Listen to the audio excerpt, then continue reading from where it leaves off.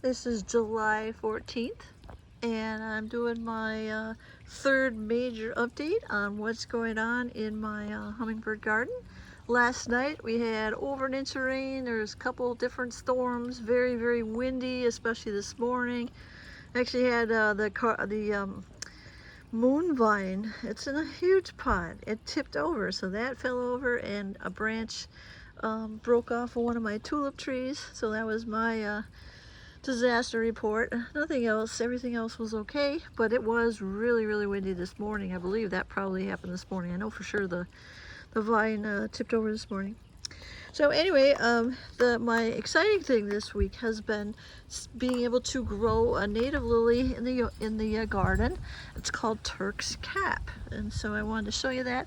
And it's been flowering. It's been open for like almost a week, so I was hoping that I'd be able to still show you. I'm surprised it's not fallen off yet, but it looks kind of like a turban in a way. Let's see if I can get this to focus.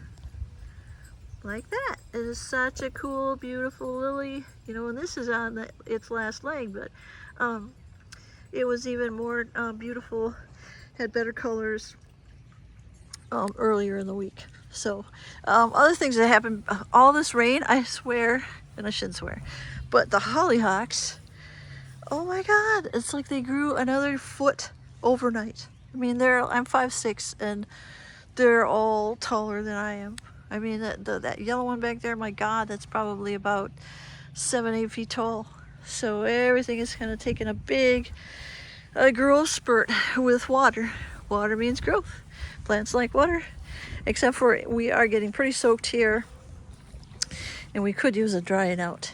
So other flowers I'm still excited about are obviously is this royal catchfly. Now it's really blooming. And the cardinal flowers. The cardinal flowers are really, really blooming.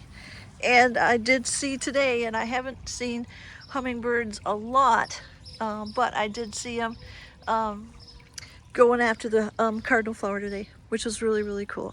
So that's a couple of flowers. I'm trying to think what other flowers that I was really focusing on. Oh, I want to show you the bee balm. The bee balm, you know, I was worried that, you know, I was trying to grow this red bee balm, but I thought this other purple one was kind of dominating it. But then today when I looked, or this morning, it looked like there were more red, or more red have come out. So especially like here. I mean, look at this beautiful red bee balm, just beautiful. Oh, and this showed up, and I did not plant this. This is phlox. I'm not a big fan of phlox. I like how it smells, but you know, it just gets kind of icky after a while, so I don't really like it for this, but it's there. A lot of the echinacea or coneflower is starting to flower. All the pokers are doing good. Let's try to think. Let's show you the pokers and the different colors of pokers. So I had originally grown some from seed, and those were red, and you know, I think the red ones I had have already flowered, but it seems like the ones that are dominating, or maybe they're just outgrowing the other ones, is this pyromania poker. And this one is mutated. I mean, look at that. It's got like 5 offshoots off of one. So I don't get it, because it's normally just like that, but absolutely beautiful. So that's orange and yellow. These are some beautiful yellow ones. It's called like solar something, I think is the name. Here's another yellow one. This one just showed up. It's kind of greenish. That one just showed up. I gotta deadhead some more. And then look at this one, all orange. Beautiful, absolutely beautiful, all orange. So and then there's another weird color, which I'll show you, that is in the other part of the go back to the hummingbird garden. This one, I think it's like watermelon color, but it is over here, and I actually planted it in the ground over here. You can see my pointer here, but I think that's kind of like watermelon. So that is pretty cool. Also my larkspur, it kind of looks like beard tongue, but it's different. That has started to flower. Trying to think what else. But as you can see, I always have, and that's the goal, you always want to have something flowering. I deadhead a lot. I am always deadheading constantly. Ooh, I see a bug. I see some kind of beetle on the milkweed. Doesn't surprise me. I'll probably end up just picking it off. I don't like those. Doesn't look good. Look at that. And so, and I never talked about this, but this is actually a Peruvian lily. Beautiful, beautiful lily.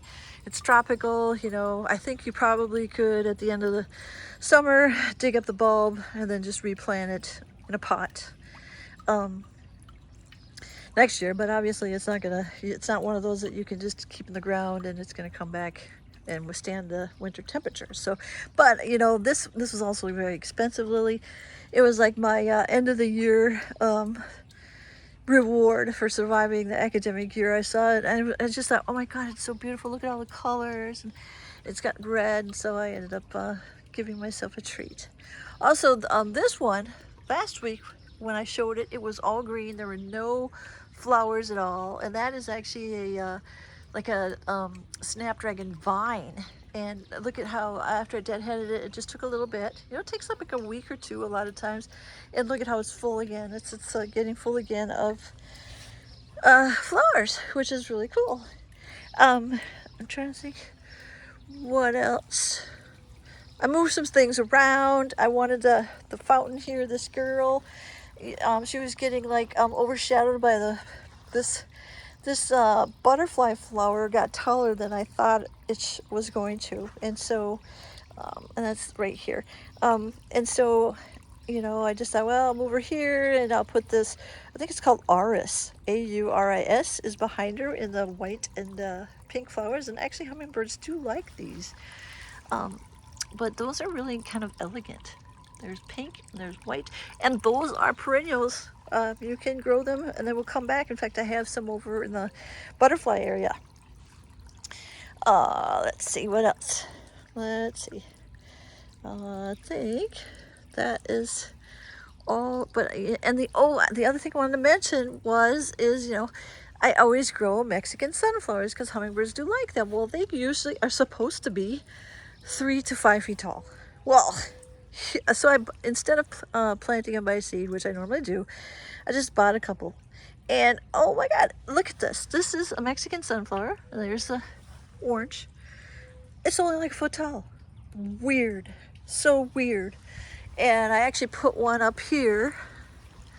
You can see way up there. There's the ball. And right here. Let's see if I can see what I'm doing with this pointer. But you can see right there. You can see the 5 or so orange flowers up there. It's just like, it's not supposed to be like a dwarf plant. And so what I ended up doing was, there were actually 2 that reseeded themselves from last year that I had grown, and I got those. I better put it in the shade. It was happier earlier today. I keep moving it into the shade, but here they are. Here's 2 of them. I better put it into the shade soon, but and they'll make it. I'll get it in the shade after this video and it'll be fine. This is butterfly bush, and that's for butterflies.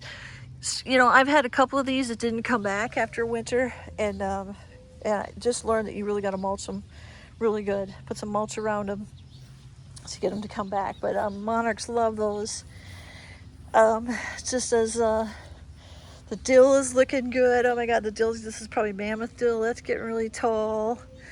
The verbena, it's getting really tall. I mean, look at all this purple verbena. This is all the milkweed, a lot of milkweed in here. Here's more of the swamp milkweed, and there's white swamp milkweed, and there's purple. There's some purple stuff back here. There's this other orange milkweed, which butterflies love. And again, the bee bulb is just beautiful, beautiful bee bulb. Oh, and I did want to make a correction. I misnamed, last time I talked about, I said the term calla lily and I meant canna lily. It's just my brain grabbed the wrong lily. And so I wanted to clarify that. And that looks like I'll show you one over here. All right. That looks like, right there. So you can see that, that's a canna lily. In contrast to calla lily, which is, it's a different kind of flower. And actually, where did I put that? There, I had to deadhead them all, but it's this kind of a plant. This is a calla lily plant. So hopefully it'll come back and make some more flowers. And the other error I made was when I was talking about the candy corn vine, which is down there underneath the arbor. Let's see if I can zoom in or something. Let's see if I can zoom in. Yeah, it's right there. That's candy corn vine, and I think I accidentally called it popcorn vine once, so I grabbed the wrong thing out of my brain when I was talking. So I just want to make sure I clarified that. One of the things I do is I belong to this group called 52 Frames, and it's a group of about 3,000 of us from all over the world, and it's a free thing, and we all like photography, so each week we get a challenge. And so one week it might be negative space, where you have a picture of something and there's a lot of space around it. Or another week it might be I'm trying to think, food photography. You gotta photograph food. I hate that one, but anyways, or nature, that's a fun one. But this week it was a weird one. You gotta photograph a spoon. How weird is that? That's so specific. So what I decided to do, and this is one of my favorite spoons in the whole world, this spoon right there, that came out of my mom's silverware. She had what do you call that, sterling silver, something like that, silverware. But anyway, this was part of her silverware, and it's like one of those spoons where, you know, it's got holes in it so that if you got like corn that's in juice, you know, you can just get the corn out and not the juice. So anyway, what I did was I put it as kind of a tongue for this.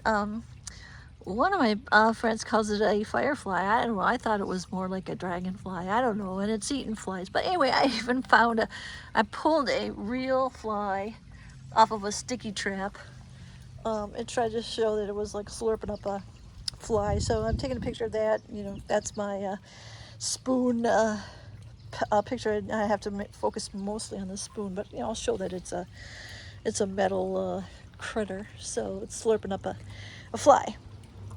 That was one of the challenges I had this week. I have this potting area over here, and my neighbor has it. She calls it a trumpet vine, but it's a kind of a honeysuckle, but it's variegated.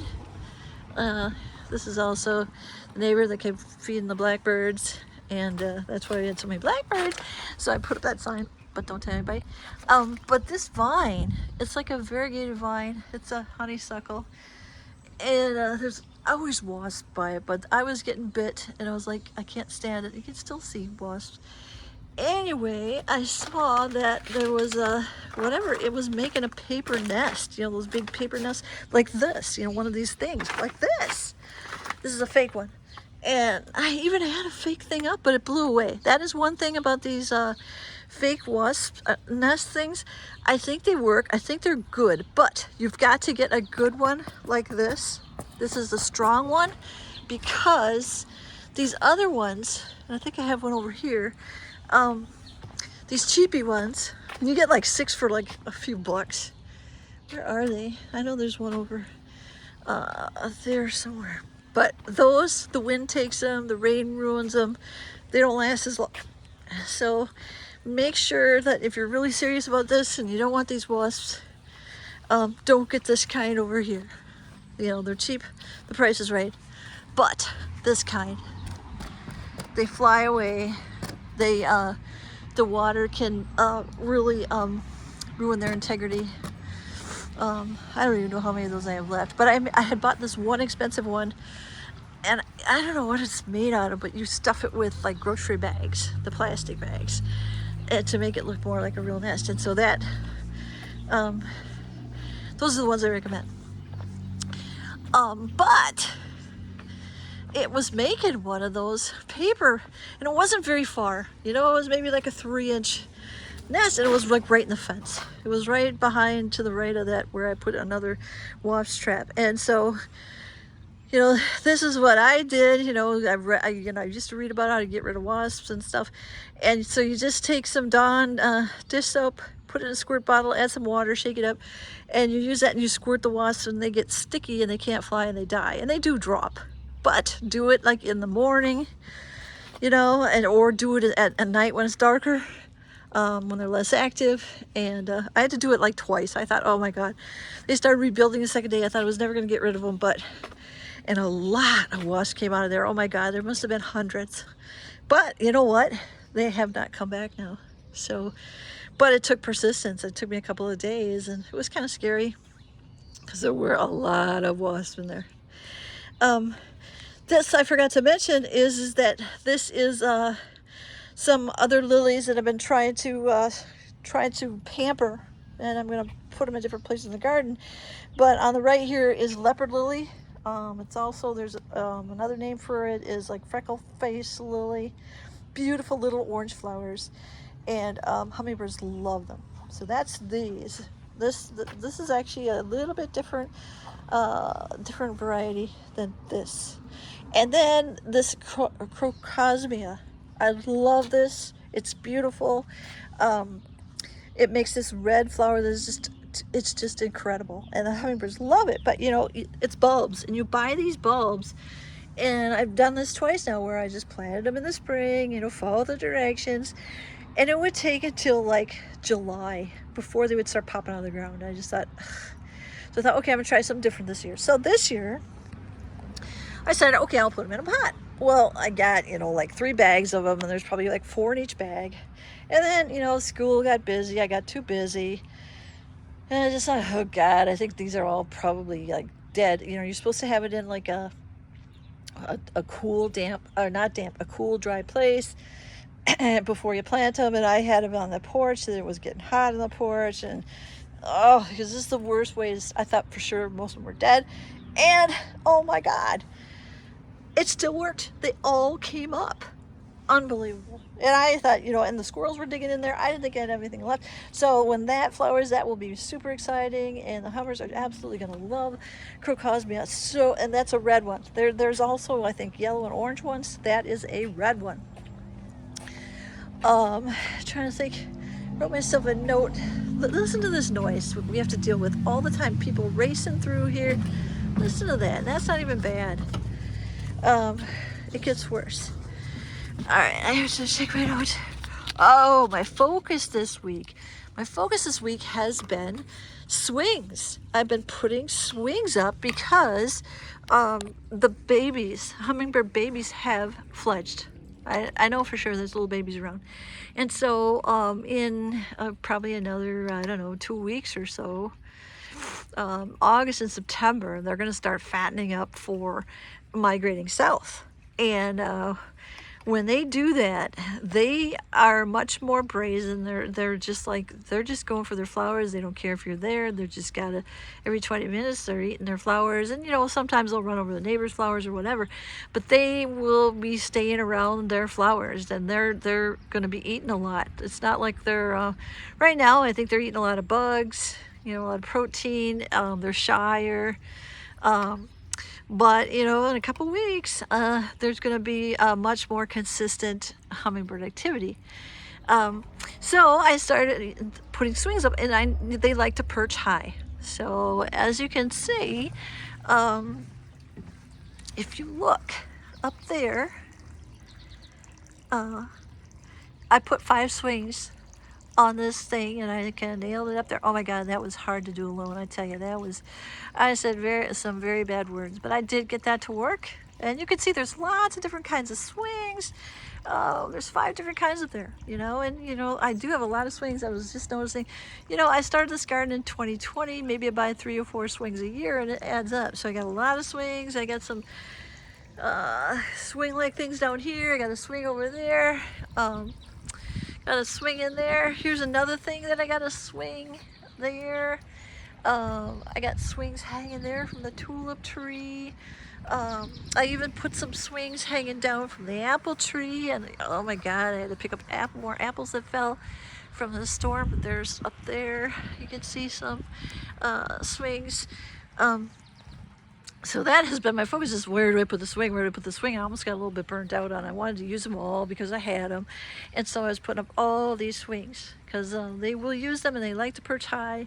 You know, they like to perch on that cable up there. So I thought, well, I want them to be on the swing. So anyways, I got all these swings up because they are prepared. They will be soon using those swings to be able to, you know, watch their flowers and do their stuff. Let's see, I got one other thing. Oh, I also want to say it's been so wet here, and somebody did inform me, and I wasn't aware of this, but it makes a lot of sense, is that earwigs also eat plants. So if you notice that your leaves are getting some holes in them and stuff, it may not just be snails and slugs or whatever. It could be earwigs, it could be some other beetles, it could be, you know, something else. It could even, and also, I got this one lily that's got, I think it's fungus because it's yellow, it's having all kinds of problems. And a lot of this is related to too much water. So the water is not a good thing. The blackbirds, notice, where are they? Where are the blackbirds? Well, I had taken the jelly away for a week.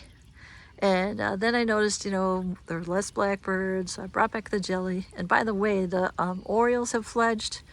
The house wrens have fledged. And the orioles, this morning, they were constantly eating grape jelly. So, and right now, the robins are in the chokecherry trees up high. So let's see if I can show you where these chokecherry trees are. Up there.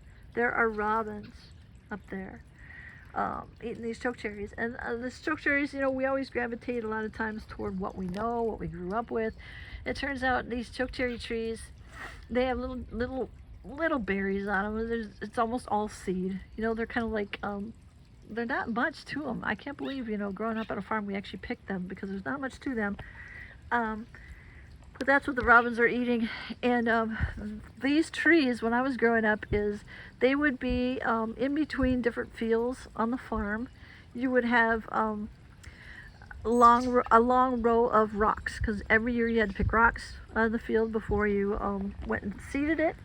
And I used to drive a tractor for rock picking. And then we would have these weed trees, these chokecherry trees. So it'd be chokecherry trees and also the rocks. You know, it would be a big long line of them in between the different fields. And so that's where I want to plant some chokecherry trees. And I got two different kinds. There's a green one over there, and then there's a with green leaves, and there's a reddish leaf one over there. And the birds really love those berries, and also it's another good protective type of tree for the birds. And even the screech-owl will go in there. But she did in the spring early on. And then she got mobbed by the songbirds, and she ended up, she has not been back. I cleaned out the owl boxes. I found a wasp, dauber wasps, the mud wasps, in one of them that I cleaned out. But she has not been back, and neither has her boyfriend, I think, Vomitus. But one other thing I did, because, you know, I had to have it, but I think it's really helped, is I got a snowy owl whirligig. And I'm telling you, man, I think that it's scaring the blackbirds. But here it is. See? Pretty cool, huh? And I put it back here by the owl box. This is the owl box. I even put, it's Owl Street. So, hey, the two kind of go together. And you can see here, I got some humongous lilies for here. Oh my God, they're tall. Ooh, this has got to go in the shade. And you can see should mow lawn today, but it's so hot I'll probably do it tomorrow. But look at all the water I got. I mean, it just overflowed. And I used a bunch of this water, but we had a bunch of rain last night and this morning. And here's my tulip tree. I lost the branch there. I'm going to try to tape it up. Let's see if I can. I hope the tree doesn't die because of that. So that was another thing I wanted to talk about. Let's see what else. The whirligigs. Look at this. This is one of those leopard lilies, but it is not happy. I think it's got a fungus. And I read somewhere about putting red hot chili peppers in the ground. I don't know. But I'm just pampering it. I gave it some worm castings. Make sure you don't overwater it. Let's hope it's gonna be okay. So I gotta check my list again, see if there's anything else that I wanted to talk about for this week. Let's see, I'm still painting things. Oh, the spider cob thing. Earwigs.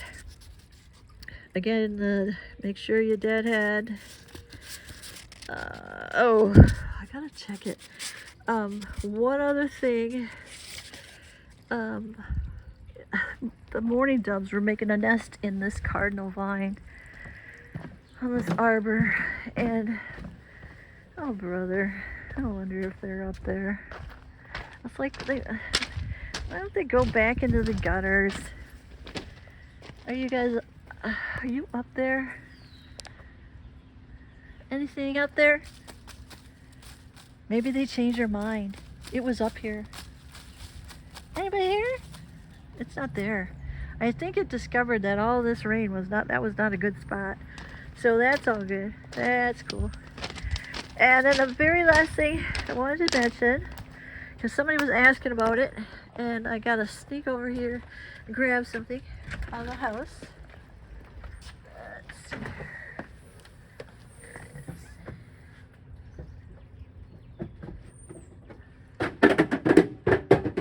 Uh-oh. You didn't hear that. That was my mold for the snowman. But anyway, somebody was asking me, about my cobweb brush, and I got two of them at a time because one's for the house and I keep it separate from the yard, and this is what it is. Because she was looking it up on the internet, and I go, well, it's a cobweb brush. We couldn't find it.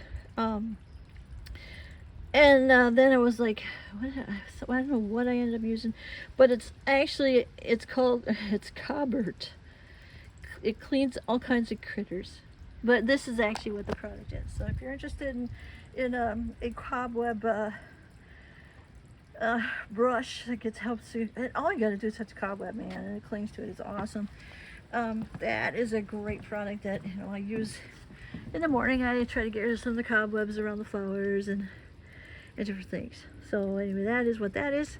And then lastly, I have been also working on the fountains, and I used to have 3 electric ones running and the rest are solar. Well, one of the electric ones, the turtle up there, the pump crapped out on me, and so you have an option: either buy a new one or try to buy a new electric pump. I just put in a solar pump. I just converted to solar. It's cheaper. Solar pumps are cheap, they're less than $20. It's cheaper than buying a new fountain, and I probably should convert all of these to solar, but it's nice to have at least one electric one that can run, say, on a day when there's not much sun.